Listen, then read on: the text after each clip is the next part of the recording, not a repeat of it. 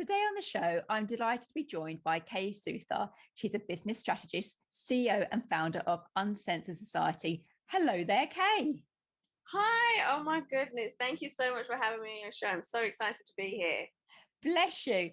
Now, I love you already because I know that you've had a bit of a zigzagging career, and it just reflects my own life, if I'm honest, Kay. Oh my gosh. So it has been a journey. And I guess at the time when you're going through that journey, you don't realize it's because there's a purpose behind it, right? There's lessons to be learned throughout the whole process. And so let me explain what happened back in my 20s, in my younger years. I actually graduated in law and criminology. Even that was by a complete accident. And the reason why I want to really explain this, and God, if there's any parents out there, they're going to be horrified by this story. And the reason being is because growing up, I had no idea what I wanted to be. No clue. And people used to ask me, what is it that you want to be when you're older? It wasn't the teacher or the firewoman or the policewoman or anything like that. It simply was, I want to be rich. Right? And I didn't know how I was going to get there, had no plan, but that's what I wanted to be when I grew up. And so even going through college and uni and, going through these courses and exams, I had no idea what subject to pick because I had no idea what I wanted to be. And so I remember when I was in college, and I always knew I wanted to go, from school to college to uni, like that I definitely knew that I wanted to do that, but no idea what I wanted to study. And so when I was in college, I remember going to the library, going in front of the computer, having all these courses in front of my screen. I scrolled down, closed my eyes, and just pointed to the screen, and whatever my finger landed on was what I studied. Right, I know, crazy, right? And my finger happened to land on law and criminology. I was like, well, I guess that's what I'm going to be doing, right? So I got my degree. Honestly, I hated it, didn't like it, wanted to drop out my first year. Friends encouraged me to keep going, so I did it anyway, right? I mean, I don't suggest anyone ever do that, right? The point that I'm trying to put across is that you don't need to have everything planned out.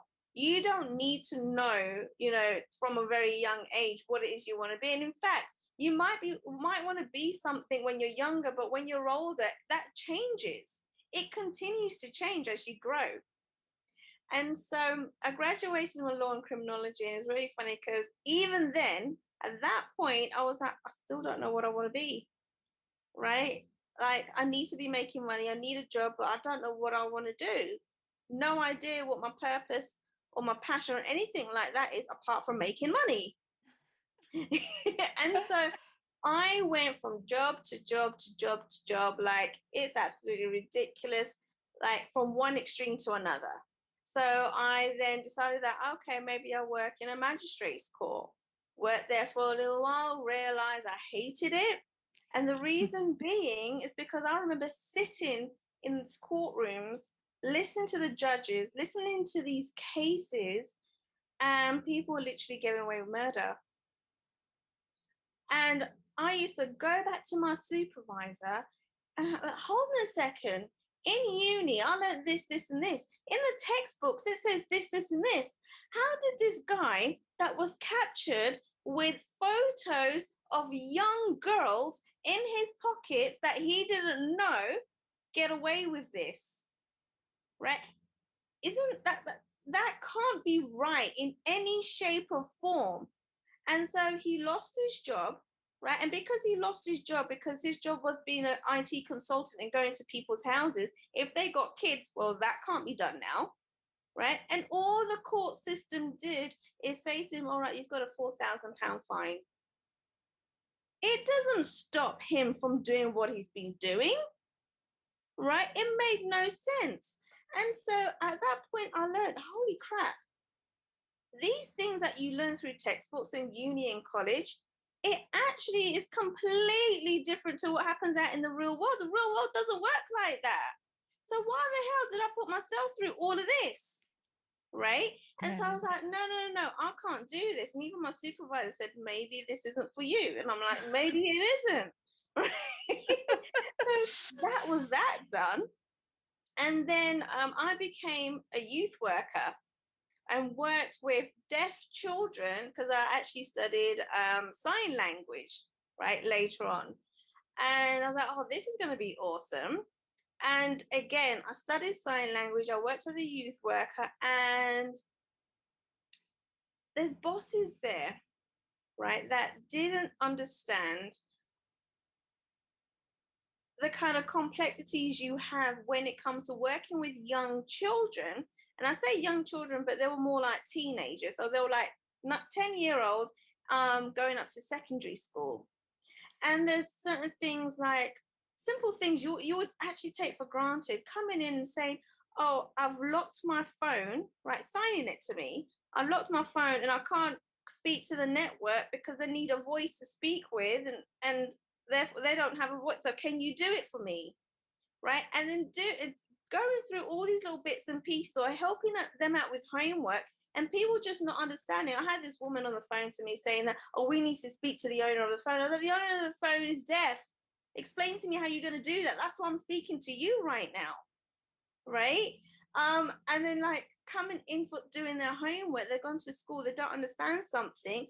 And that's why they've come into this youth center, because they're like, they need someone to explain to them what to do. They can't go to, their friends or their teachers who don't understand sign language, or family, whoever it is. They have to go to somebody that understands how to communicate with them. And so the amount of time and energy that went into it, the actual manager was not interested. He really didn't care. It was all about the money to him. And so I was like, well, this does not fit well with me. And it was a constant fight with this manager to get him to understand. But then what I later on realized is you can't force someone to understand if they don't want to. Yeah. And I'm not going to waste my time and my energy trying to explain this to him. If he doesn't like it, instead of me stressing out and me not liking this situation, the best thing for me to do is leave. Right? And so the other point I really want to stress out to people is, if you're in a 9-to-5 job, if you're in a situation where it's stressing you out, you don't like it, it's going to make you ill. There's no way that you're going to be able to change these people's mind because they just don't want to know. The only way to change a situation is by you leaving the situation. I saw something the other day. Go on. I saw something the other day, and it says, if it costs you your mental health, it's too expensive. And I think that's the kind of hamster wheel we get stuck on, that we sit there and we think it's going to change. I'm going to become stronger. They're going to leave. I can tell HR. And we get stuck there because, it is the cost of running the home, paying for the kids' packed lunches, all things like that. But there is that recognition you need, isn't it, about the balance, that if it's costing you your mental health, then it is too expensive. It is. And I know people worry about, having to pay the bills and just, sticking it out. But there's other jobs there. There's other jobs where you'll be a lot more happier, right? Get out of your comfort zone. Don't get comfortable in a job and feel like you should be taking this abuse and not being valued and not being seen or heard. Every single person deserves that. And if it's not working out for you, then leave. And so at the youth work, I left. I was like, okay, I'm not dealing with this. I'm done with that. Then started working at a college, right, in the enrollment section. And I was doing this for a number of years. And then I don't know if they still have it, but working with student grants and loans at EMA and ALG and all that kind of stuff. Yeah. Right. And doing all of this. And there were so many different episodes that I had with managers that, again, we were going head to head, right? And to me, I'm one of those people, unless it makes logical sense and you can actually explain to me how it makes logical sense, I don't understand why we do it. Why are we doing it if it doesn't make any logical sense, right? And it's not me trying to question what they're doing is wrong, but I need you to make me understand why we're doing it this way, right? And so I remember there was this time when I was working in this college where there was a sales and marketing team. Sales and marketing team would fill out the application with the student, make sure they're on the right course. Then they'll send them to my department to just enroll them, give them their ID card, their timetables, and things like that. And this student came in and he wanted to learn English. Wasn't very good at it, right? Not been in this country for very long. Wanted to learn English. And some of these students who are on some benefits actually get the courses for free. Right, but there's some benefits that people are on. It doesn't mean that you get a free course. And he was told that he gets a free course, but this particular benefit he was on, he actually doesn't. And so I sent him back and said, no, they've made a mistake. It's not actually free. It's going to cost you X amount. I can't remember how much it was now.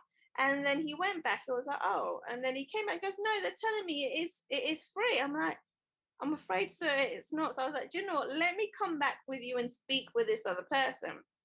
Went back with him, waited because this member of staff was actually speaking with somebody else. And we waited and waited there. And the minute he saw me with this student, he basically squared up to this student, started raising his voice at him, right? Keeping in mind, this guy is an elderly gentleman. He's not been in the country for long and he doesn't understand English, right?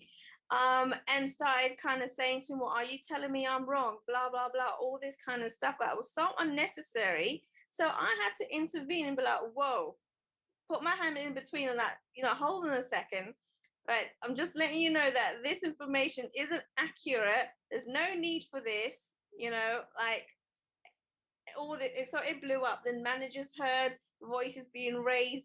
They came out, all this kind of stuff. Now, I went to my manager and told him exactly what had happened here. Where I was like, there was no customer service, there's abuse flying around, no student that comes in should experience that. No one. And manager turned around and said to me, you know who this member of staff is, don't you? I'm like, yes, I do, but that shouldn't come into it. He was actually the principal's boyfriend's son. And he goes to me, if you take this further and report it to HR, I can't guarantee you still have a job because of who this person was. And I'm like,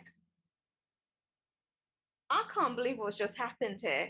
I'm trying to do the right thing. Someone else is really messed up, but yet I'm the one that's going to get penalized. I'm the one that's going to get hurt from this. And so it was things like that that continue to happen, right? And people were not being praised for the work they were doing. It was more about who they were.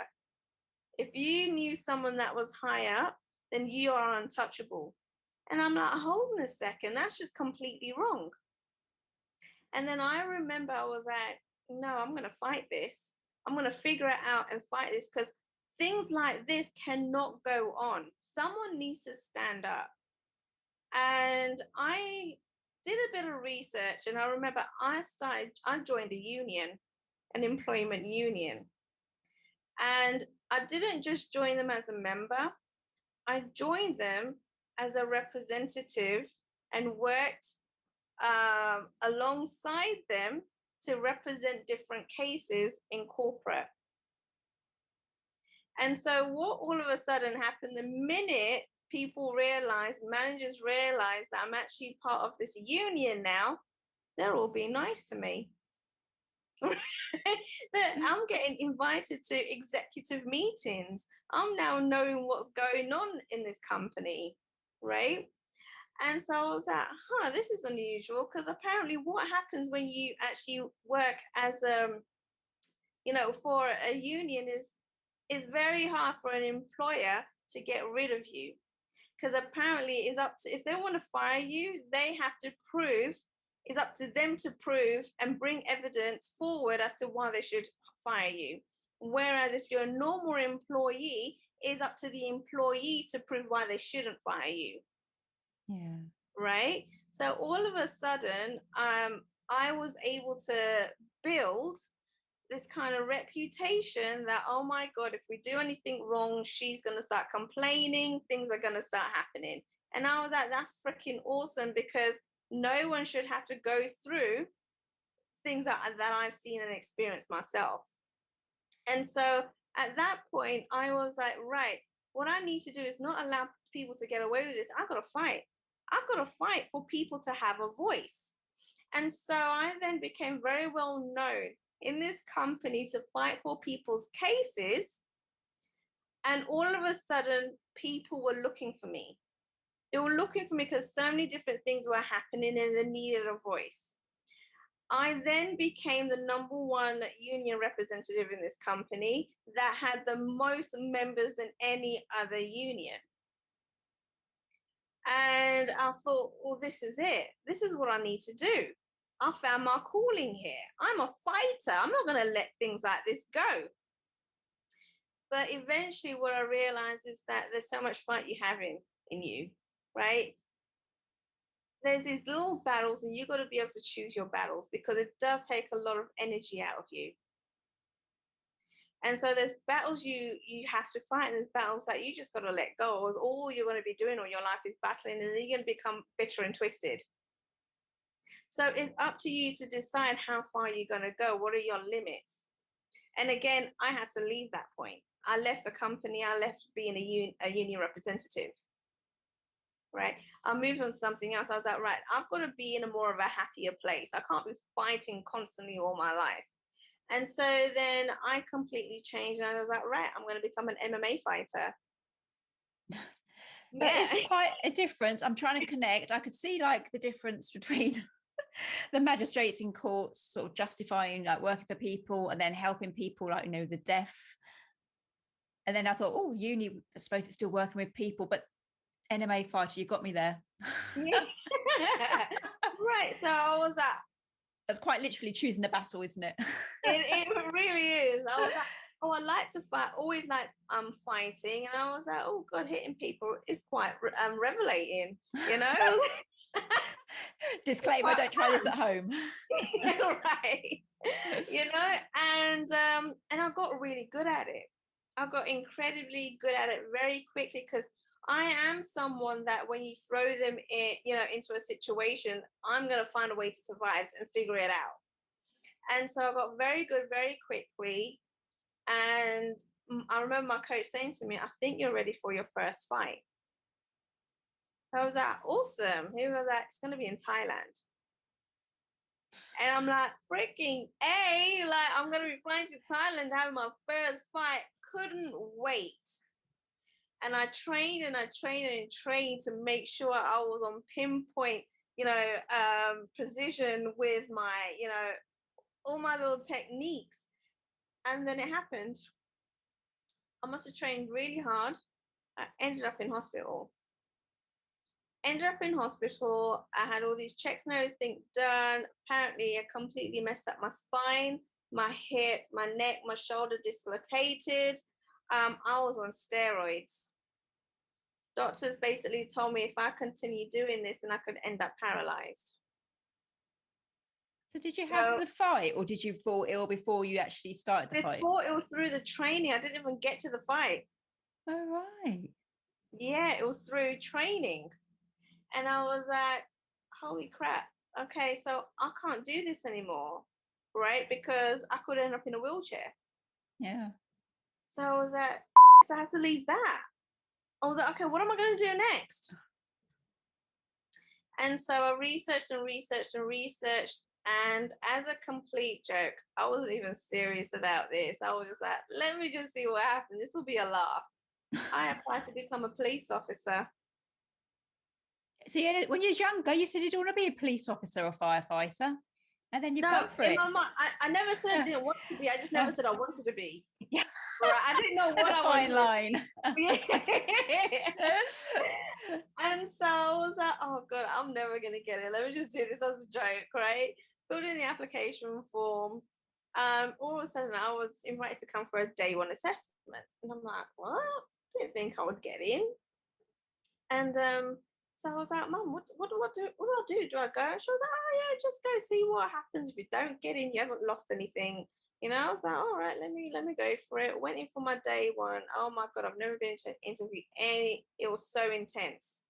So completely intense. Like, you had to do role plays, you had to write a letter to the commissioner, everything was timed, you had a person in the corner timing everything that you were doing, then had to have a one-on-one interview. It was like, all right, you got 2 minutes to answer this question, go. I'm like, freaking hell. Like, okay, I'm answering this, and they're like, okay, great, you got 30 seconds left. Anything to say? I was like, holy crap, it was that intense. And I was like, okay, not sure how this went, but it is what it is. It was an experience, and that's that. A few weeks later, I was told I passed and got invited to a second assessment. And I'm like, oh my goodness, okay, second assessment was more of the physical, the running, the lifting weights. It was the, eyes, ears testing and all the drug testing to make sure you're clean and all this kind of stuff. And I'm like, oh God, I knew I could run because I used to be a runner. I used to run 5K every weekend. So I used to do marathons and all this kind of stuff. I was like, running is cool. I'm good with that. But carrying weights, and you have to be able to push and pull 35 kgs, right? And I'm like, I'm 70 kgs. That's half my weight. I was trying to do the maths with me. I'm thinking, I'm only little. I'm about 46 kilograms, which I know is Diddy. And I was like, I think I'd struggle. Yeah, right. And I'm like, oh crap. Okay, so I went to the gym, I trained and everything. I was like, okay, we're just gonna have to see what happens here. Went to do the exam, everything was fine, did the drug test, right? And they make you do the swab thing, and apparently it turns blue. And the quicker it turns blue, the cleaner your system is, right? I didn't know that at the time. And I put it in, right? As soon as it went in my mouth, it came straight back out because it went blue straight away, right? And then they were like, oh my God. And I was like, oh shit, what's happened here? Like, what's going on? Did they catch something? Like, it wasn't me. Is it contagious? What have they seen? Yeah. And they were like, that's the quickest one we've had to, like, for a while. And I was like, what does that mean? They were like, the quicker it is, the cleaner your system is. I was like, oh, thank for that, right? I was like, all right, brilliant. Passed my running test, passed my hearing, my sight. It was all good. And it came to picking up the weights. I struggled. There was a class of us there. I struggled. I tried to pull and push. I couldn't keep up with everyone. I was the only one that failed. The only one in the class that failed. And I felt like because I'm one of those, I hate to lose. I'm such a poor loser. I've got to win at everything, right? I felt like crap. And so I remember these trainers at the Hendon main office, right? I was at Hendon. These women, they're not built like men. They're like concrete trucks, right? And I remember her saying to me, you stay behind, everyone go home. And I'm like, oh my God, I felt like I was like being called into the head teacher's office and going to get telling off. And she was like, you're going to do it again.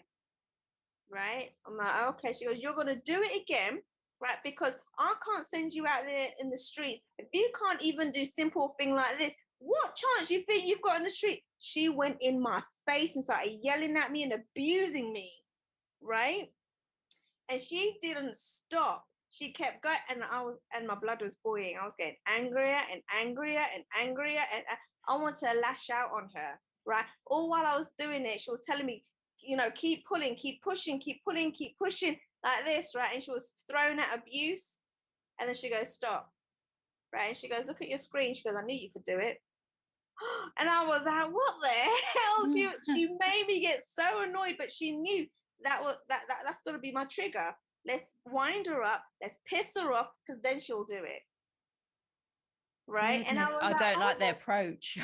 I didn't like it either. But you know what? I was like, holy crap, because at the end of the day, she wasn't doing that to be a complete bitch. She was doing that for my benefit.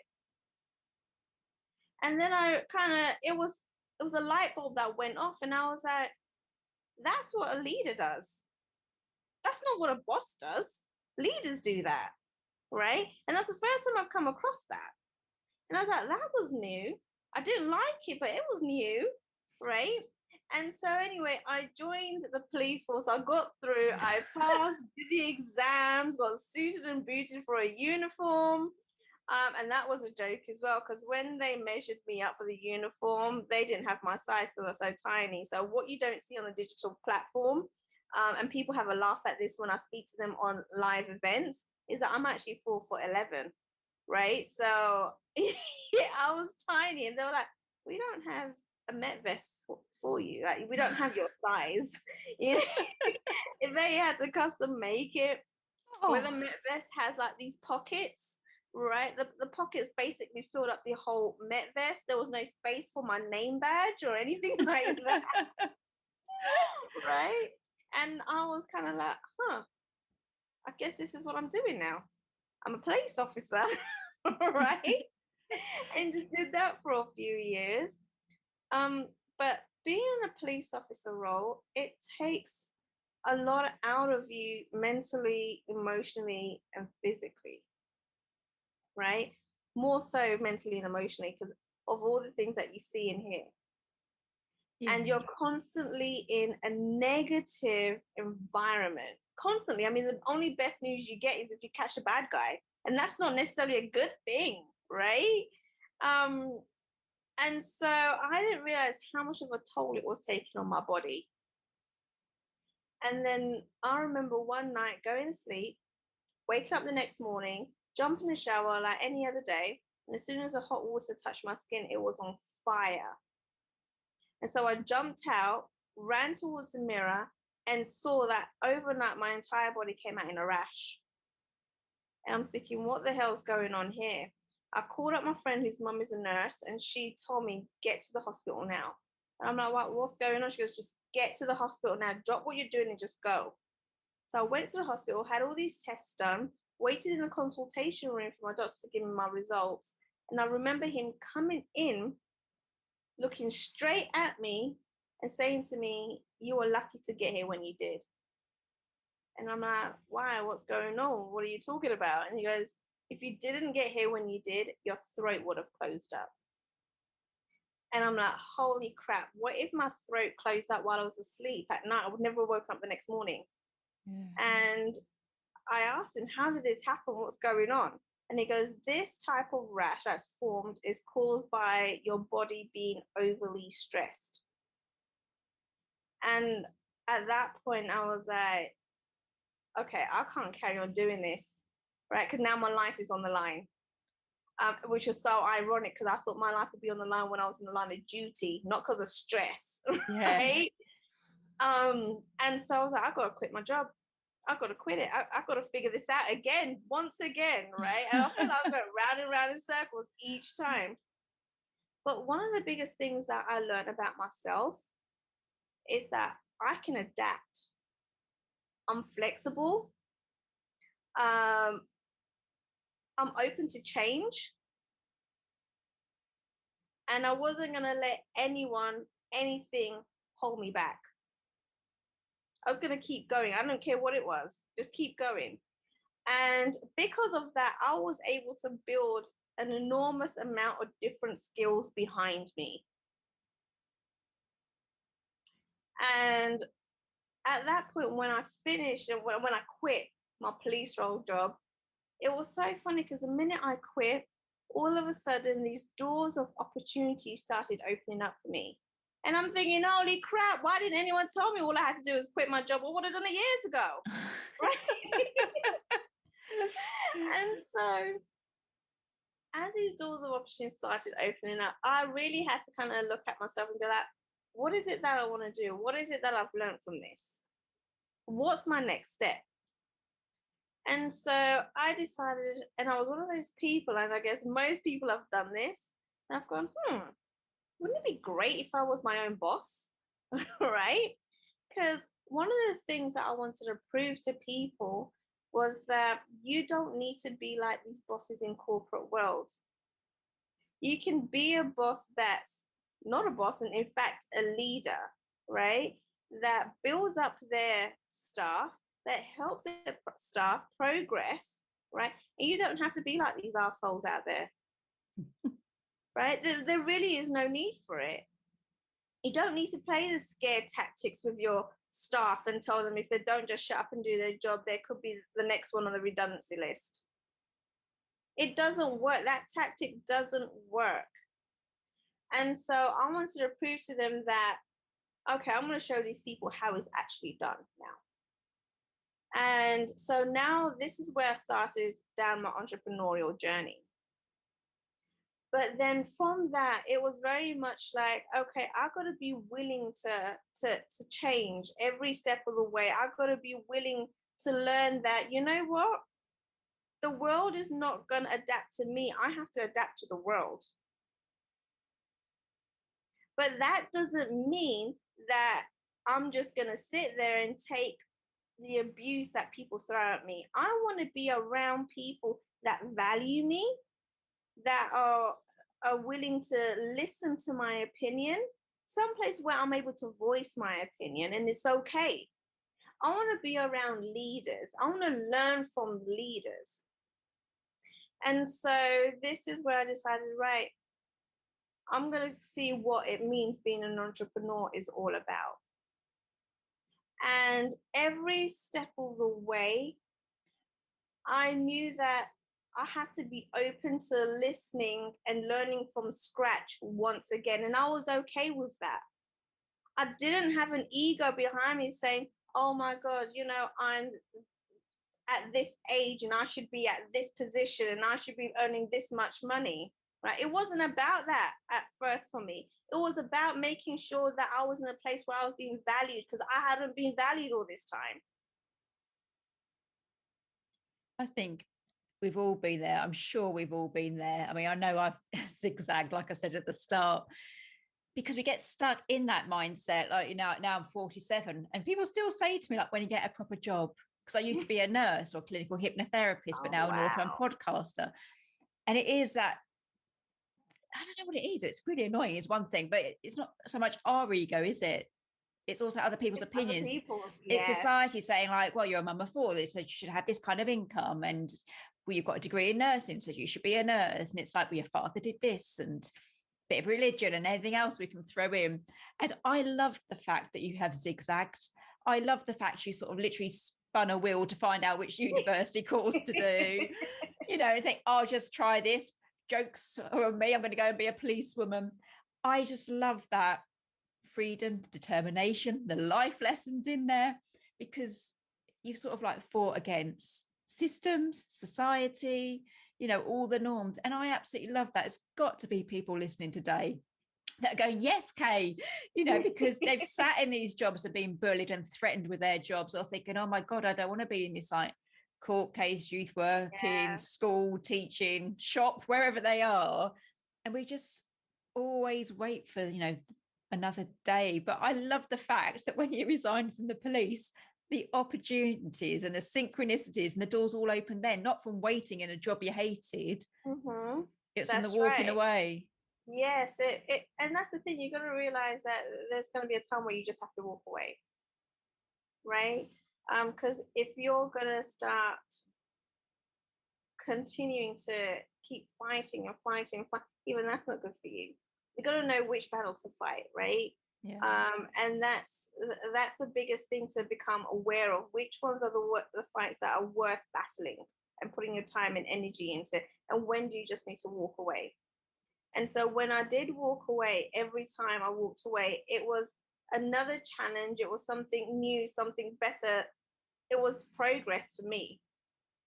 And so when I started down my entrepreneurial journey, figuring out what all of that was, I remember after the police role, there hasn't been a single role that I've been in where I had to apply and people were approaching me to be on their team. It was crazy. I even went into politics, right? After my police force. And that's a really funny story as well, because I remember a friend of mine who's in the events industry said to me, you know what, there's this event that I'm doing down central London. Why don't you come down? And I was like, oh my God, no, I'm not, sick and tired of people. I'm done. I just want to go home. Screw it. You know, I've got enough money in the bank to kind of, you know, figure out what I'm going to do in the next 6 months. Like, I'm good. And she was like, look, just come down. mingle, speak to people. If you don't like it, then just leave. And I was like, all right, fine, I'll come down. And I went there, and it was not my scene. There were bankers and accountants, suited and booted. And I'm like, oh my God, all these people that I really hate. All, they're like managers that don't, treat their staff like crap. And I was like, ugh. And I did what anyone else did when they go to events like that. And that was just go straight to the bar and order a drink. Right? It's that or the toilet break, isn't it? Right. And then I remember as I was there at the bar ordering my drink, waiting for my drink to come to me, this guy started talking to me, and it was really weird because first of all I was like, oh, here we go, another chat up line. And in fact, he was asking me, okay, what is your work experience been? What kind of things have you done? What are your qualifications? What do you want to do? What are your career goals? And I'm like, I'm answering these questions, and I'm like, hold on a second, who are you? Right? And he goes, I think you'll be awesome as my campaign manager, and I'd love for you to join my team. And I'm like, okay, so what team is this? He goes, oh, I'm member of parliament. And I'm like, what? And he worked with Liberal Democrat under Nick Clegg at the time, and he offered me a job to be a campaign manager for Liberal Democrat. And first of all, I was like, this is a joke, right? Like, things like this don't happen. And so I quit my job as a police officer on a Friday. The following Tuesday, I was on the books of Liberal Democrat and working for them as a campaign manager. Yeah. What a weekend. I know, right? And so I was like, okay, I guess I'm doing this. Right? But it didn't last very long. I lasted 2 months there because, well, I realized politics, there's a lot more criminals in there than in the prison system. And and I was like, if I ended up in hospital as a police officer, I'm not going to last very long in politics. And so I was like, this isn't for me either. And then I was like, you know what I would really like to do is get into the live events environment, right? And what's really strange is in all of these jobs, or most of these jobs that I've done, I've not had any qualification or experience in any of them. I think that's got to be a takeaway for today's show. Right. So if you're out there procrastinating about going for that job you really want, go for it. Meet Kay. She'll tell you how. I learn on the job every single time. And that's where I've come to the opinion that you don't need qualifications. The best qualifications to have is life experience. Just because you have a piece of paper in your hand doesn't mean you're competent at doing that job. It just means that you're able to read some books and do an exam. Right? And so I decided that I wanted to go into live events. And people were saying to me once again, like, this is a joke. You're living in a dream world. You don't have any experience or qualification. There's no way anyone's going to ever hire you. A week later, I got a phone call. And this phone call was, we spoke to someone that knows you. And I heard that you want to get into the events industry. I was like, yeah. And they were like, and this person spoke really, really, really positive about you and told us that if we don't hire you, then we're making a big mistake. So I was like, okay. And they're like, we're opening up an events division in our company, and we want you to be the first person to be part of the events department. And I'm like, okay, awesome. But you do realize I have no qualifications or experience in any of this. And they're like, well, are you willing to learn? And I'm like, yeah. He goes, well, that's all we need to know. And so he carried on saying to me, now this company was, at this time, I didn't know, it was a huge company. It was international. It was a US company, right?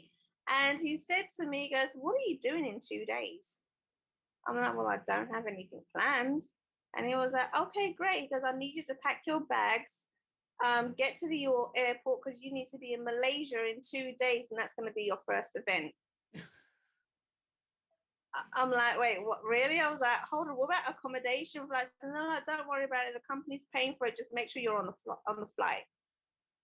And so at that point, I was now traveling around the world, city to city, country to country, for many, many years after that. And you know what the great thing about this was? All of it. Yeah, I mean, all of it, yeah.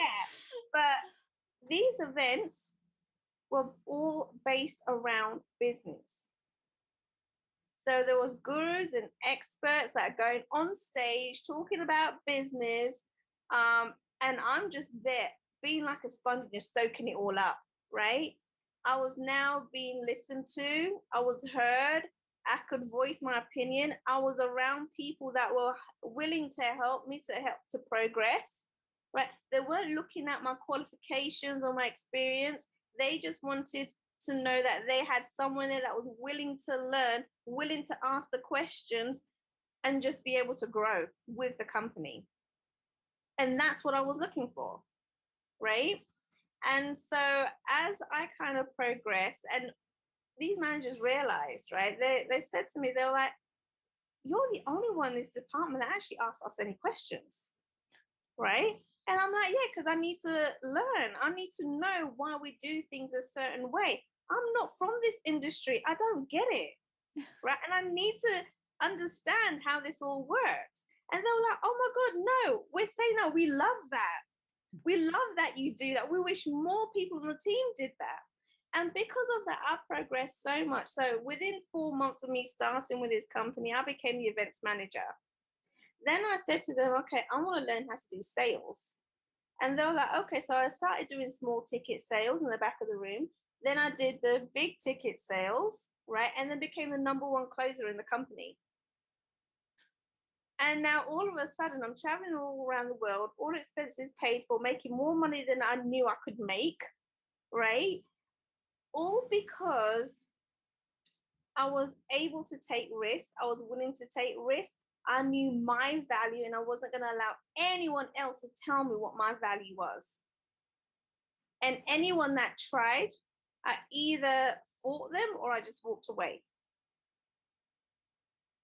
I think that's a really good way to be. I think through all your stories and all your careers and jobs and decisions, like your values, your morals and ethics have just like shone through, which I absolutely love. And it goes back to what we were saying, like you are more than, your mortgage, your food shopping, what you're told you are, what your boss says you are. And I just love the fact that you have grown so much, but you've had that true sense of value and true sense of self. I absolutely love the fact that I think it's going to help so many people that are stuck in jobs, because obviously we've been through these, as they say, unprecedented times where there has been job loss and there aren't many jobs. But I really hope that the words are going to help people, because you've said it's about a willingness to learn, it's about experience over qualification. You're not going to get it from a textbook, and there is an element of it is who you know, not what you know. Right. But I just love it, because I think we get so stuck and we think, oh, if only I had that qualification, if only I had that opportunity. But there's more leaps of faith, I think, that's needed, really. Definitely. And I think it's people are so much in this scarcity mode. Yeah. And there's so many people also lacking confidence. They stop believing in themselves because they're listening to all these naysayers around them that actually don't have a clue what's going on, right? Most of these managers that sit in the office don't know the work that's actually put into it to actually make this business run, these corporations run, right? And there's people out there that are slogging their guts out, and they're just not being praised for it. They're not being told, well done, we appreciate you. And it's knowing what your value is. You got to know what your value is first, right? And you don't let anyone else dictate that. And the minute you realize what your value is, and then knowing what your boundaries are and what you will accept and what you won't accept, that's when you'll be able to make logical decisions. That's when you're going to be able to move forward and fight through what all these naysayers are saying, and then move on to the next step of your life. If people think that staying in scarcity mode or just staying comfortable in this job because they just know how to do it, There's no progression there. Especially when, oh God, in that college that I worked in, I applied for so many different jobs. So many different jobs to progress, to get to the next stage. And I kept being told I wasn't good enough. Constantly being told. There was even one time where someone left a job and I stepped up to do it, right? For 6 months, I was doing this role, no complaints or nothing. I just carried on doing it. I was so happy because I was like, when they put this job out, you know, for someone to fulfill it full time, I was like, I'm totally going to get it because I've been doing it for 6 months, right? I applied. Other people applied. I went for the interview. Guess what? I didn't get the job. And when I was like, hold on a second, I've been doing this job for 6 months. How the hell have I not got this job? It makes no sense. Do you know what the excuse was? No, I have no idea. The manager told me that in the interview, I came across ghetto. Ghetto was the reason that they didn't give me the job, because I came across ghetto. And so when I said to them, what does that mean? What would you mean by that? And then she said, you use too many hand gestures. And I was like, people would think, you know, that's me being passionate about the job, not being ghetto. Just because I'm using hand gestures means excitement, means passion. Doesn't mean I'm being ghetto unless, like, you know, I pulled up 2 fingers to you know, like a gun or something, you know, which I didn't do. I'm like, it made no sense. It was just an excuse. They didn't want to give me that role. They wanted to give it to somebody else and pay them a lot less.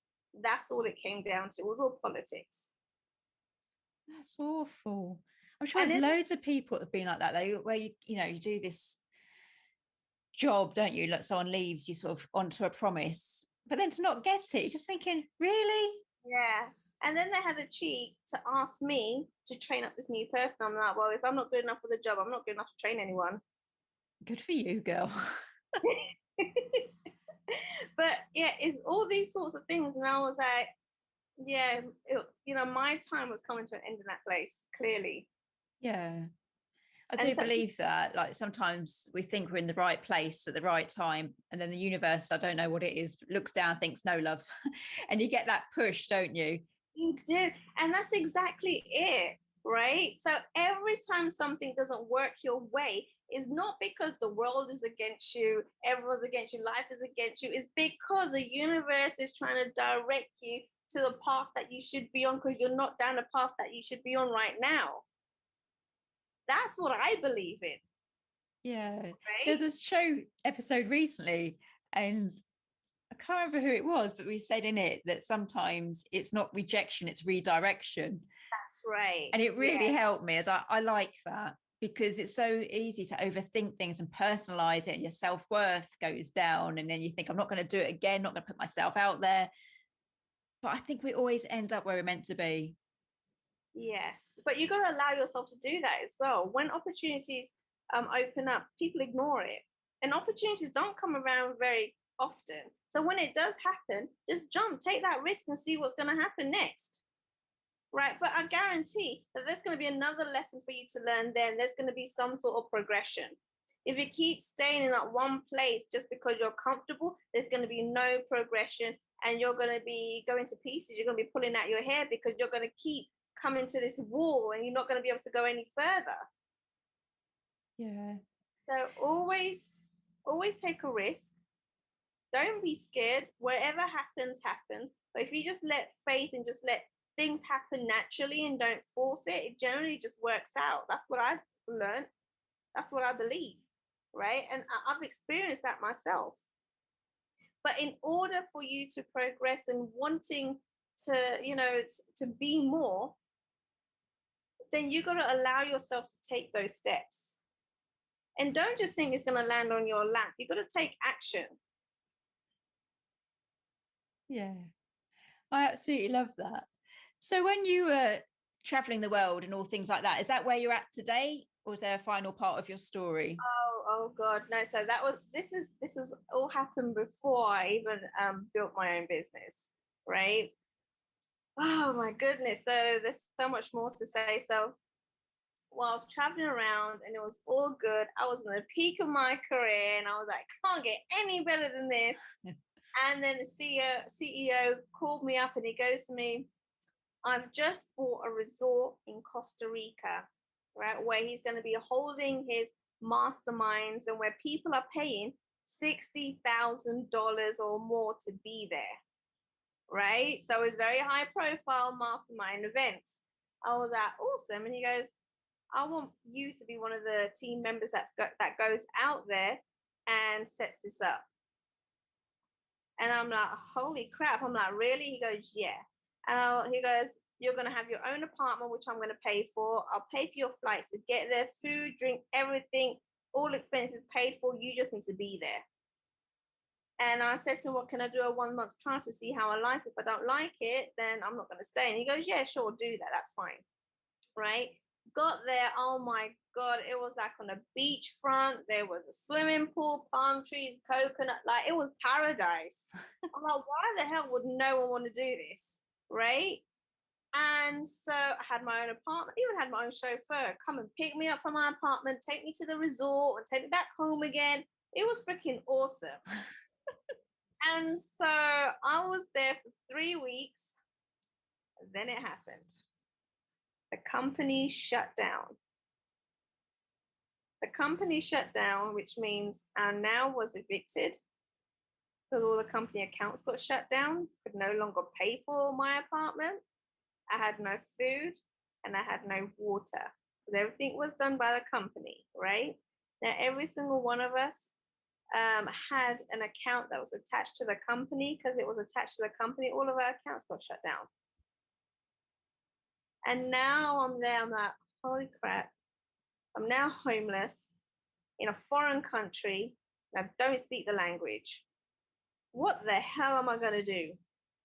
And as I looked over and I could see my other teammates, they were crying, they were stressing out, they were mad, they were going through all these negative emotions. And I just sat there, and no word of a lie, I sat there and I couldn't stop laughing. I could not stop laughing because it was such a ridiculous situation. It was all out of my control. I didn't see it coming. And one of my superpowers is that I can see what many people can't. I have a completely different perspective to a lot of different people. And because of that, I sat there and I was like, when you think about the Tony Robbins of the world, the Les Browns of the world, they were all homeless at one point, and now they're multimillionaires. So to me, I was like, holy crap, I'm going to be a millionaire, right? Because in my mind, you had to be homeless at one point to become a millionaire. But because I had that perspective, I realized that I was able to think outside the box, get creative, and find a solution to get me out of this situation. So what I did was I was like, all right, so I'm in this resort. This resort was still open because it was set up as a different entity to the rest of their business. So it was still going. It wasn't shut down. But yet they still had bills to pay, staff to pay that had no income coming in anymore. So I went up to the resort manager and said to her, listen, you need to keep this business going. You still got bills to pay. Let me help you bring in clients, bring in leads, promote this business, social media, do all the good stuff. In return, I need my basic needs met. I need a roof over my head, I need water, and I need food. And because she knows it costs thousands of dollars to hire a coach to do this, and all I was asking for was my basic needs met, she jumped right on it. She jumped right on it. So therefore, my basic needs were met. And then I was like, I wonder how many other businesses I can do this for and raise money to get a flight back out. And so I started going to the different restaurants and the hotels on the coast where we was at, started helping them raise the money to then get a ticket to get myself back home. But I wouldn't have been able to do that if I was consumed in all the negative emotions. And you got to realize that when you are in situations, there's always an answer. But those answers aren't going to come to you if you're so focused in the misery of it. Switch it up, get a different perspective, find the good in everything to push you to find a solution to get you out of a situation you don't want to be in. I knew for me it was going to be temporary, it wasn't going to be permanent. So anyone that's in a 9-to-5 job or in a job that they absolutely freaking hate, there's a solution behind it, but it's all down to you. Now, do you want to change? Do you want to learn something new? Do you want to get out of this situation? Are you willing to do that for yourself, or do you not value yourself enough to find something better for yourself? It's all down to the individual. Everything is possible. And so there's 3 things that I've learned. There's 3 main commodities in the world that are so vitally important, and that's money, time, and change. Now, when I say to most people, I ask them, out of those 3, which is the most vital, the biggest importance? Every single person says to me, time. Because once you lose time, you don't get it back. And whilst that is important, in this scenario, it's incorrect. And the reason for that is because, would you agree that every single person on this planet, no matter what country, what background, what culture, every single person has the exact same time? The answer is yes. So why is it that some people can make hundreds of thousands of dollars in a day, but yet others can only make $100 in a day? And the reason for that is because of change of habits. Change is the most important when it comes to success. And I don't just mean in business, in personal life as well. If you want to make changes, if you're in a place that you're not happy, then you need to realize what habits you have, which ones are working for you and which ones are no longer serving you. The ones that are no longer serving you, you got to be willing to forget and change. Start building new habits that have a successful life, to build a life that you know you deserve. The minute you're willing to make those changes and you're open, your arms are open to change, and you're willing to learn, that's when success is going to come around. I absolutely love that. I was going to ask you, like, for people listening, what is your one positive change they can make today? Is that what you would say, like, to embrace change? That's right. Embrace change. There's nothing wrong with it. Okay. And we have to embrace change. Why? Because the world continues to change. It continues to evolve, right? Evolution never goes backwards. It keeps moving forward. And that's exactly what we need to do. Being stuck in the mindset that you're going to keep doing the things you're going to be doing because you've always been doing them. Well, there's going to come to a point where you're going to hit a brick wall. It's no longer going to work for you anymore. It's no longer going to serve you. And so, just as an example, like the pandemic, no one saw it coming, right? No one could have been prepared for it. And there's so many people out there that are living in misery because they have lost jobs, there's been redundancy, there's so many things going on. Are you going to sit there in a corner and blame the whole world? Or are you going to see this as an opportunity to learn something new, to start looking at what your passion is, to start following your passion? Maybe this is a sign. Maybe this is a time where the universe is telling you, you need to stop doing what you're doing. It ain't working for you. Let's change. Let's pivot. Let's shift. Right? So it's down to you. You can look at things, miserably, or you can look at it as a challenge, as a positive, as an opportunity. But it's down to every single individual as how you want to take things. It's all to do with perspective. Perspective is everything. Gain a positive perspective on everything you go through, even the negative, and learn the lesson and move forward. I absolutely agree, but I'm all feisty about things, positive change. So bless you. It's got to resonate with people today because we've all done jobs with hate, I'm sure. And if not, how have you not? But but bless you. You have a freebie for the listeners, so tell them how they can find that. Yes, so I've created a program. It's actually on my website, www.uncensoredsociety.com, and it's called Going from Busy to Being Productive. And what that is a mini program about what I just talked about change. It's putting pen to paper what your long-term goals are, what your short-term goals are. And because I've heard so many excuses where people don't have time, or they can't change, or what about their bills, and what about this, that, this excuses go on and on. Let's start looking at where you're putting in your time the most. So when I've done this with some of my clients, it's funny because recently it's been, I don't have time to do this, I don't have time to do that. But then when I look at where your time is being spent on a daily basis, guess what? They've been watching 6 hours of Netflix every day. Yeah, and Netflix or Facebook. On social media, scrolling down constantly, right? And that's not going to serve you, right? No way, there's no room for progression by doing that. So let's now look at where your habits are. And this is what this program is going to do. It's going to reveal to you where your habits are and where you need to change them. The minute you realize that and you put those changes in force and realize where you need to change, that's where you're going to see success. And you're going to eventually see day by day, step by step, you're going to be closer and closer to that end goal. I love it. I've loved all of this. So Kay Suthar, thank you so much. I love the fact you're 4'11" and just absolutely action packed. Thank you for joining me today. Oh my God, thank you for this opportunity. I've loved it.